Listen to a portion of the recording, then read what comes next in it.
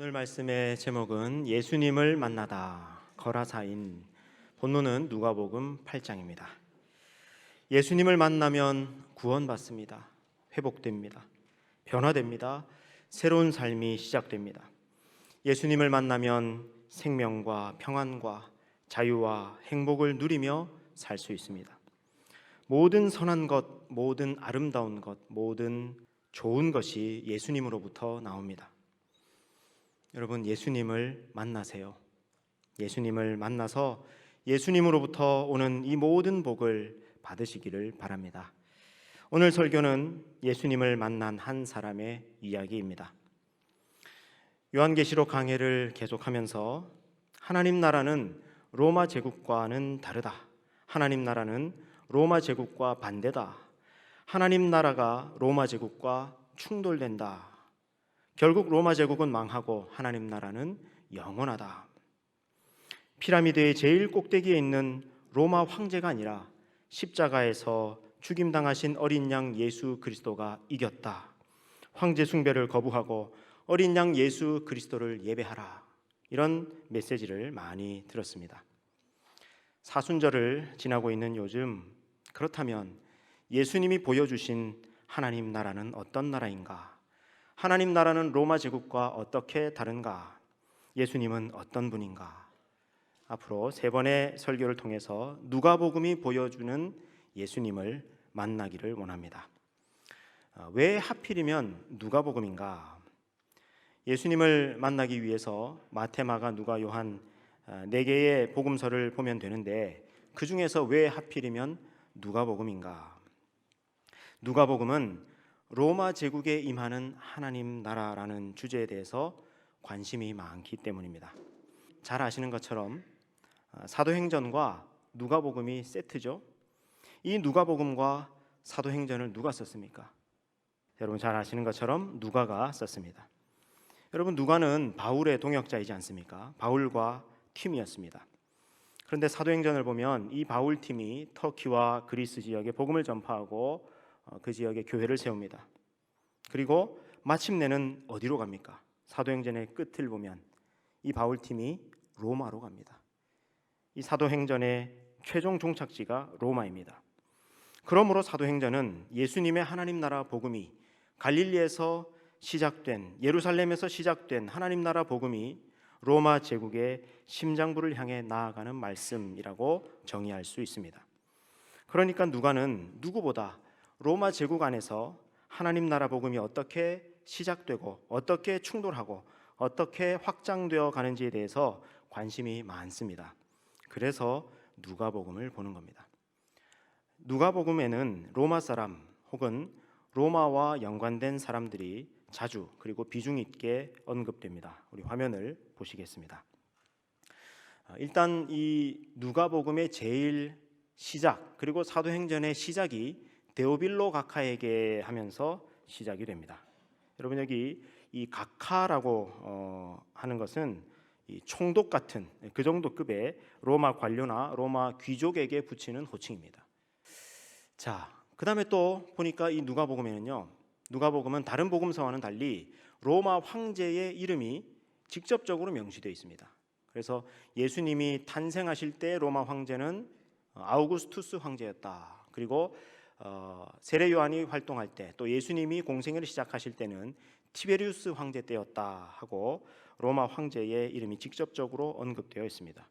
누가복음은 로마 황제의 이름을 직접 명시함으로써 예수님이 태어나시고 활동하셨을 때는 로마 제국이 가장 위세를 떨칠 때였고 예수님은 그 로마 제국의 지배 한복판으로 오셨다는 것을 강조하고 있습니다.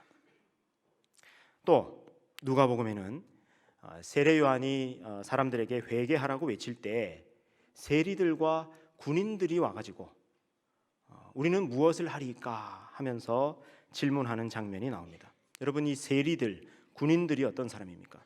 세리는 세금을 걷어가지고 로마에 갖다 바치는 사람, 군인들은 로마 군인이었겠죠. 이 세리와 군인들 모두 로마를 지탱시키는데 아주 중요한 직군들입니다. 또 누가복음에는 백부장이 아주 비중 있게 등장합니다. 백부장이 뭐냐면 여러분 로마 군 장교인데요. 휘하에 100명의 병사들을 지휘하는 장교입니다. 가버나움에 한 백부장이 있었는데 자기가 사랑하는 종이 하인이 병에 들어서 이를 살리기 위해서 예수님에게 부탁하죠. 근데 예수님이 가시려고 하니까 집에 오실 것 없이 말씀으로만 하시면 낫겠습니다. 그래가지고 예수님이 말씀으로 고치시잖아요. 그러면서 예수님이 칭찬하십니다. 놀라십니다. 이스라엘 중에서도 이만한 믿음을 만나보지 못했다. 나중에 사도행전에 가면 사도행전 10장에 고넬료라고 하는 백부장이 또 복음을 듣고 또 성령을 받는 사건이 나옵니다. 그러니까 누가는 백부장에 관심이 많습니다. 또 누가복음 19장에 보면 여리고 세리장 삭개오 이야기가 나옵니다. 여러분 세리장은 세리들의 장이니까 로마 제국과 얼마나 긴밀한 사람이겠습니까? 이 삭개오 이야기는 다른 복음서에는 안 나옵니다. 누가복음에만 나옵니다. 자, 이런 몇 가지만 봐도 누가복음이 로마 제국에 대해서 관심이 많구나. 누가복음은 예수님의 생애, 예수님의 사역, 하나님 나라 복음이 로마 제국 속에서 로마 제국에 대항하여 펼쳐졌다는 것을 많이 강조하고 있구나 하는 것을 알 수 있습니다. 자, 그런 관점으로 오늘 거라사 본문을 함께 봅시다. 예수님이 귀신 들린 거라사 사람을 고쳐주시는 이 사건은 로마 제국과 하나님 나라가 어떻게 다른가, 어떻게 대립되는가를 가장 극명하게 보여줍니다. 하루는 예수님이 제자들과 함께 호수 저편으로 건너편으로 가자고 하십니다. 그 호수 건너편이 어디냐? 바로 거라사입니다. 마태복음에는 가다라 지방이라고 나오고 또 마가복음에는 거기가 데가볼리 지역이었다라고 나옵니다. 누가복음은 거라사, 마태복음은 가다라 지방, 마가복음은 데가볼리 지역. 왜 이렇게 됐는가? 이게 무슨 말인가? 다시 화면을 보시겠습니다. 여러분 이 거라사의 후보지가 크게 세 군데가 있습니다. 제일 밑에 1번 오른쪽 아래 제라시라고 보이죠? 저기가 이름이 거라사이기 때문에 저기가 첫 번째 후보지입니다. 요르단에 있습니다. 근데 이 제라시는요 후보이긴 하지만은 좀 가능성이 떨어집니다. 왜 그럴까요?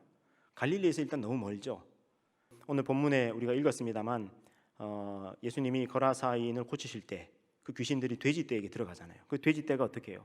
갈릴리 호수로 막 달려가잖아요. 근데 그러기에는 저기가 너무 멀어서 가능성이 좀 떨어진다 그렇게 여겨집니다. 그 다음에 두 번째 후보는요 갈릴리 호수 밑에 보면 가다라라고 있습니다. 오늘날 지명으로는 하맛 가데르라고 되어 있는데 온천으로 아주 유명한 그런 로마 도시입니다. 그래서 마태복음에는 저 하맛 가데르 저 지역에서 일어난 일이다라고 그렇게 기록을 하고 있습니다. 그래서 이번은 가능성이 있습니다. 이 거라사가 바로 저 가다라이지 않을까 가능성이 있습니다. 세 번째 후보가 어디냐면은 거라사인데 저기는 쿠르시입니다. 갈릴리 동쪽 해안에 있는 도시입니다. 저 쿠르시가 바로 거라사일 것이다. 자, 그러면은 마가복음은 왜 이 거라사나 가다라가 데가볼리 지역이었다라고 얘기하느냐? 여러분 데가볼리가 뭐냐면요, 이 데카폴리스인데 데카라고 하는 것은 10개를 뜻하고요. 폴리스는 뭐겠습니까? 도시겠죠. 그러니까 이 데카폴리스는 10개의 로마 도시들, 즉 갈릴리 동쪽에 주로 위치한 이 10개의 유명한 큰 로마 도시, 그걸 통칭해서 데가볼리 그렇게 얘기하는 거거든요. 그 데가볼리 지역에 있는 거라사 혹은 가다라 그 말입니다. 자, 그러면은 저는 어디를 거라사라고 보냐면 저는 쿠르시 저 3번 저기를 거라사로 봅니다. 왜냐하면 그래야 오늘 성경 본문을 이해하는데 제일 자연스럽습니다. 산 비탈도 나오고요. 그리고 돼지떼가 갈릴리 호수로 막 이렇게 달려가는 그런 장면도 제일 자연스럽게 읽힙니다. 자, 다른 지도로 보겠습니다. 예수님이 배를 타고 호수 저편으로 건너가자 하셨는데 어디서 어디로 건너가신 거냐? 여러분 예수님이 공생의 기간을 보내시면서 사셨던 곳이 어디입니까? 갈릴리 중앙 북쪽에 있는 가버나움입니다. 저기에서 예수님이 3년간 사셨습니다. 그래서 저기서 사실 때 예수님이 하루는 어느 날 밤에 거라사 쪽으로 건너가자고 하신 겁니다. 여기가 이제 가버나움에서 거라사를 바라본 위성 사진입니다. 실제로 밑에 내려가서 보면요, 여기 지금 그 가버나움 뒤편에 팔복산에서 찍은 사진인데요. 여러분 저 밑에 가버나움이라고 제가 글씨를 써놓은데 저기 교회들이 보이죠. 지금은 마을은 없어져 버렸고요. 기념 교회들만 있습니다. 저 가버나움에서 건너편, 동쪽 건너편인 거라사로 가자 그렇게 하신 거예요. 그래서 가버나움에서 실제로 사진을 찍어보면요, 저 멀리 저렇게 거라사가 보입니다. 밤에 예수님 해 저물 때 제자들 배에 태워가지고 거라사로 건너가자고 하십니다. 그래서 배가 이제 처음에 출발할 때는요, 아마 순풍에 돛단 듯 이렇게 미끄러지듯이 배가 이렇게 나갔습니다. 네, 이렇게. 근데 예수님이 배 타고 가시면서 주무셨다 그러죠. 예. 다른 제자들은 다 지금 노젓고 있는데 예수님만 혼자 저렇게 주무시고 계십니다. 예수님이 그렇게 체력이 약한 분이 아니거든요. 예수님이 평소에 이렇게 사역하시는 것을 보면, 그리고 또 예수님이 목수 출신 아닙니까? 그러니까 체력이 이렇게 약한 분이 아니고, 또 예수님이 이때 젊으실 때잖아요. 30대잖아요. 30대. 제자들은 멀쩡한데 예수님이 저렇게 혼자 주무시고 계십니다. 아마 예수님이 얼마나 피곤하셨던지, 예수님이 얼마나 만성 수면 부족에 시달리셨던지를 좀 짐작할 수 있는 그런 그 장면입니다. 배를 타고 가는데 여러분 어떻게 됩니까? 갑자기 큰 광풍이 막 몰아치죠. 미친 바람이, 폭풍이, 돌풍이 막 몰아칩니다. 그래가지고 저 갈릴리 호수에 큰 막 파도가 치는 겁니다. 여러분 갈릴리 호수는요, 호수지만 실제로 이렇게 파도가 칩니다. 사진이 제가 거라사 해변에서 찍은 사진이거든요. 전날 바람이 좀 불었는데 파도가 저렇게 칩니다. 서 있으면요, 몸을 못 거는 정도로 그렇게 파도가 칩니다. 근데 이 정도 파도는 약과예요. 정말 큰 돌풍이 막 몰아치면요, 정말 큰 파도가 칩니다.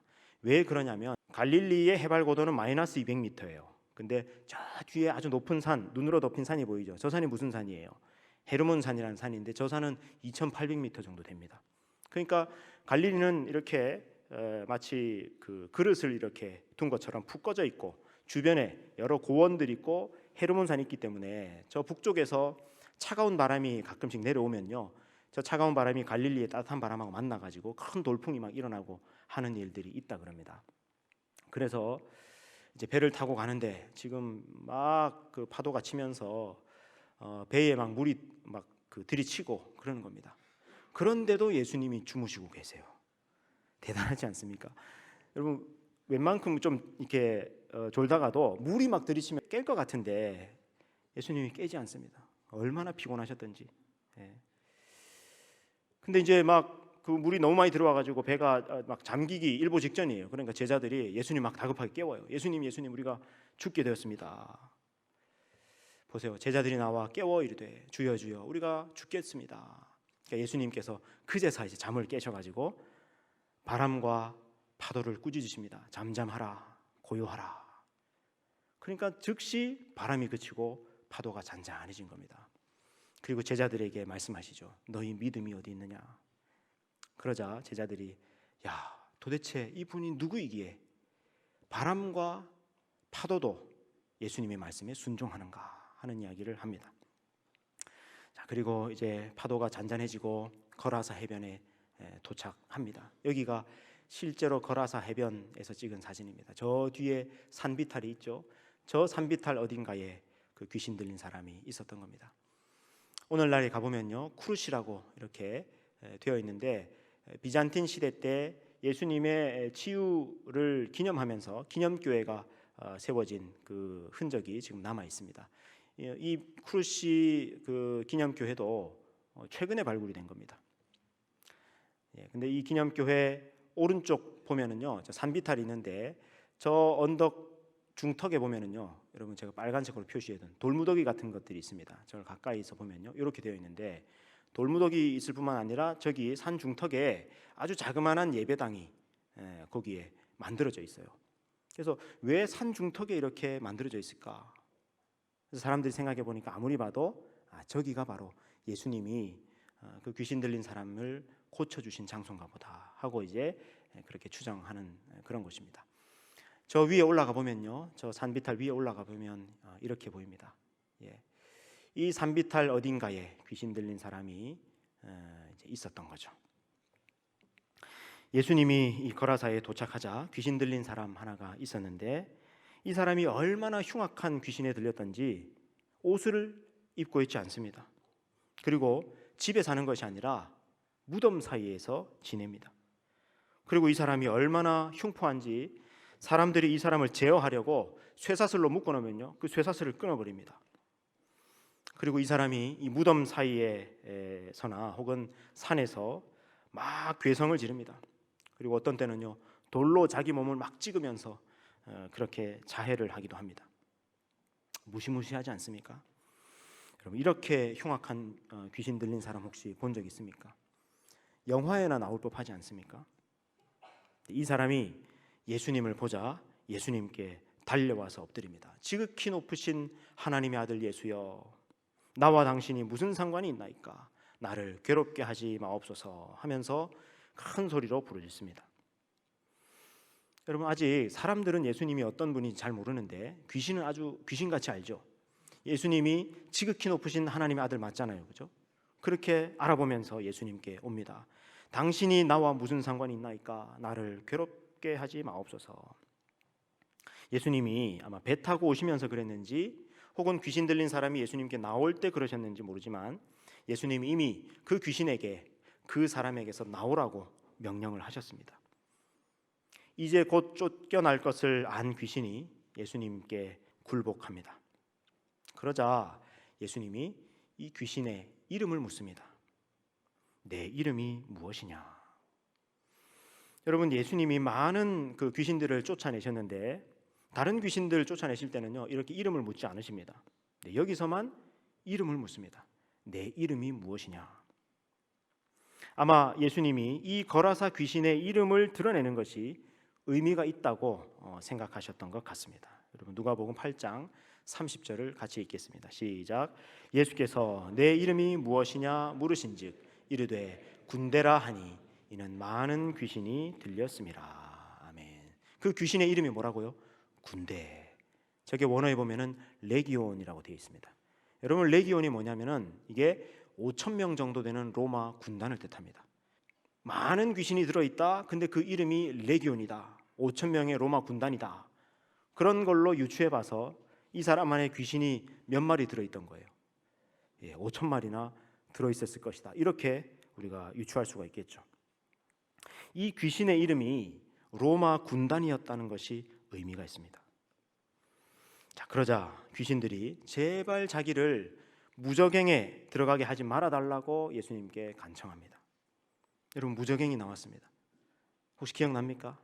올해 초에 요한계시록 강해할 때 어디서 나왔죠? 그 5째 나팔을 불 때 황충재앙이 있었죠. 황충 모습으로 한 그 귀신들, 악령들이 어디에서 막 올라오죠. 근데 어디서 올라왔다 그럽니까? 무저갱에서, 아비소스에서 올라왔다. 한자를 풀이하면 무저갱, 그러니까 바닥이 없는 깊은 구렁텅이, 그런 뜻인데 이런 귀신들, 악령들이 갇혀 있는 그런 곳입니다. 그러니까 지옥 비슷한 그런 곳이라고 생각하시면 됩니다. 예수님이 지금 그 귀신들을 이 무저갱에 가두어 버리려고 하시는 겁니다. 그러자 귀신들이 제발 우리를 무저갱에 가두지 마시고 돼지에게로 들어가게 해주십시오. 우리 누가복음 8장 32절을 보시겠습니다. 시작. 마침 그곳에 많은 돼지떼가 산에서 먹고 있는지라 귀신들이 그 돼지에게로 들어가기에 허락하심을 간구하니 이에 허락하시니. 여러분, 여기 돼지떼가 나왔다는 것이 참 특이합니다. 이스라엘에 돼지떼가 있었다는 것이 특이합니다. 왜냐하면 여러분, 이스라엘 사람들은 돼지고기를 먹지 않습니다. 율법 때문에요. 레위기 11장의 말씀에 따라서 돼지고기를 못 먹게 되어 있습니다. 그렇다면 이 돼지떼는 어떤 돼지떼였겠습니까? 왜 기른 거겠습니까? 그 근처에 주둔해 있던 로마 군대에 납품하거나 혹은 데가볼리 지역에 살아가던 로마 사람들 혹은 이방인들에게 팔려고 기른 돼지였을 겁니다. 그러니까 이 돼지떼는 이스라엘과 극명하게 구분되는 로마의 산업이었습니다. 예수님이 귀신들을 돼지떼에 들어가게 하십니다. 그러자 돼지들이 미쳐가지고요, 호수로 막 달려가가지고 호수에 빠져 죽어버립니다. 이때 빠져 죽은 돼지떼가 몇 마리라고요? 2,000마리 마가복음에 나옵니다. 그러면은 돼지떼에 들어간 그 귀신들, 돼지떼가 물속에 들어가 버렸으니까, 갈릴리 호수에 들어가 버렸으니까 그 귀신들은 어떻게 됐습니까? 물귀신이 된 거 아닙니까? 이제 그러는 사람들이 있는데, 그게 아니고 아마 물속에 들어갔지만 그 귀신들은 무저갱에, 예수님이 그 귀신들의 말을 그냥 들어주실 리가 있습니까? 그래서 무저갱에 그렇게 가두어 넣어버리셨을 겁니다. 이렇게 귀신이 이제 쫓겨나니까 그 사람이 이제 정신을 차립니다. 정신이 온전해져서 옷을 입고 예수님 발치에 앉습니다. 완전히 치유되고 회복됩니다. 저는 이 거라사인 치유 사건이야말로 예수님이 행하셨던 많은 치유 사건 중에서 가장 아름답고 가장 감동적인 사건이라고 늘 말합니다. 저도 옛날에 처음 이 본문 읽을 때는요, 와, 무섭다. 이런 무시무시한 귀신이 다 있나. 마치 공포 영화를 보는 것처럼, 파묘를 보는 것처럼 무서웠습니다. 여러분 그렇지 않습니까? 밤에 무덤 사이에 옷을 벗은 채로 괴성을 지르면서 돌로 자기 몸을 막 찍으면서 그러고 있는 귀신이니까 얼마나 무섭습니까? 그런데 하루는 문득 그런 생각이 드는 겁니다. 만약 이 사람이 나였다면, 혹은 우리 사랑하는 가족 중에 누군가였다면 이 사람 얼마나 고통스러웠을까? 얼마나 힘들었을까? 가족으로부터, 사회로부터 격리되어서 무덤까지, 벼랑 끝까지 내몰려 버린 사람, 자기 속에서 계속 자기를 죽이려 드는 귀신들이 가득했던 사람, 돌로 자기 몸을 상하게라도 하지 않으면, 괴성이라도 지르지 않으면 견딜 수 없을 만큼 고통스러웠던 사람, 이 사람이 바라보았을 갈릴리 호수는 얼마나 외로웠을까? 아무리 소리를 질러도, 아무리 몸을 상하게 해도 그 누구도 찾아오지 않는 거라사 언덕에서 이 사람은 얼마나 비참했을까? 그런데 이 사람에게 예수님이 찾아오십니다. 이 한 사람을 치유하시기 위해서 예수님이 폭풍이 몰아치는 밤바다를 뚫고 건너오십니다. 그날 오시지 않고 내일 아침에 밝을 때, 그리고 폭풍이 없을 때 찾아오셔도 되지 않습니까? 근데 아마 그날 밤을 넘기면 안 되는 무슨 이유가 있었던 것 같습니다. 예수님은 폭풍을 뚫고 또 밤을 지새워서 이 한 사람을 위해 찾아오십니다. 예수님이 이 사람을 고치시고 나서 이 거라사에서 다른 아무 일이 없으십니다. 바로 다시 가버나움으로 돌아가십니다.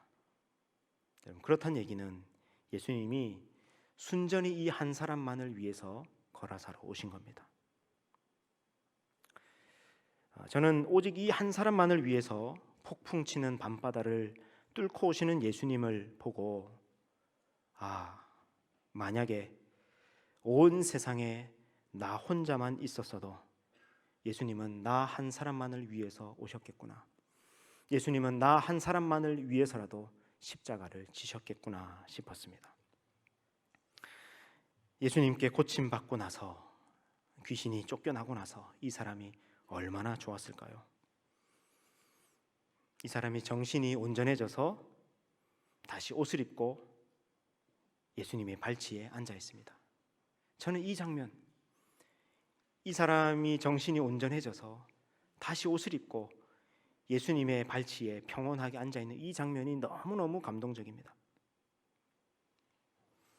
옷을 내던져 버릴 만큼 정신과 삶 전체가 망가져 버렸던 사람이 회복된 겁니다. 다시 옷을 입고 예수님 앞에 앉아 있습니다. 이때 예수님과 어떤 대화를 나누었을까 궁금해요. 성경에 안 나와 있어서.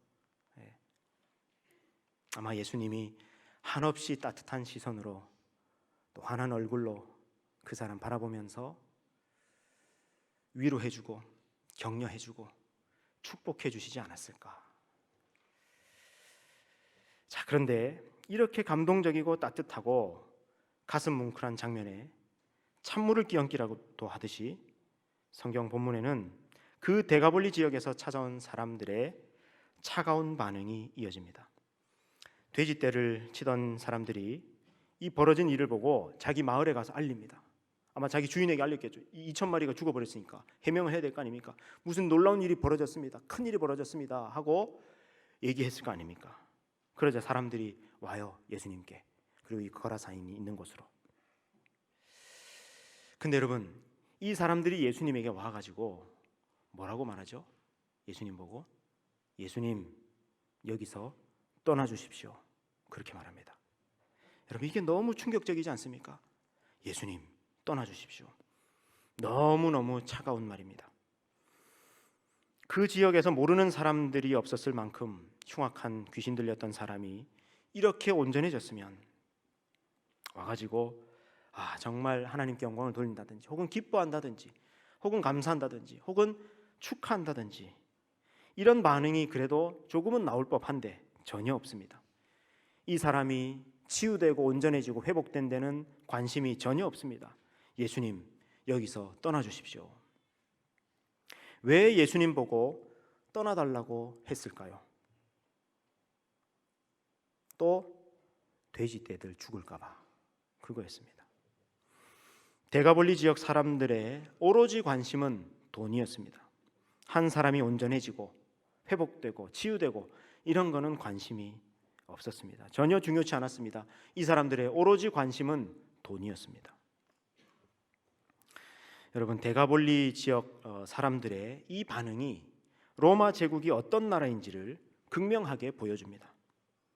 여러분, 이 사람들이 데가볼리 지역 사람들이라고 했는데, 이 데가볼리가 뭐라고요? 10개의 로마 도시들, 그죠? 예.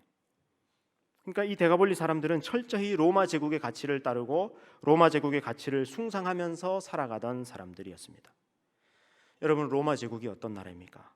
어떻게 해서라도 칼과 창으로, 폭력과 전쟁으로 끊임없이 빼앗고 짓밟아서 피라미드의 정점에 올라가려고 하는 나라, 끝없이 더 가지고 더 높아지려고 하는 나라, 그래서 돈이 최고고 힘이 최고인 나라, 힘과 폭력에 의한 평화 팍스 로마나를 자랑으로 삼는 나라, 피라미드의 정점에 있는 황제를 숭배하고 동경하는 나라, 그런 나라가 로마 제국이었고, 이 데가볼리 사람들, 거라사, 가다라 사람들은 그 로마 제국의 가치를 철저히 숭상하면서 따라가던 사람들이었습니다.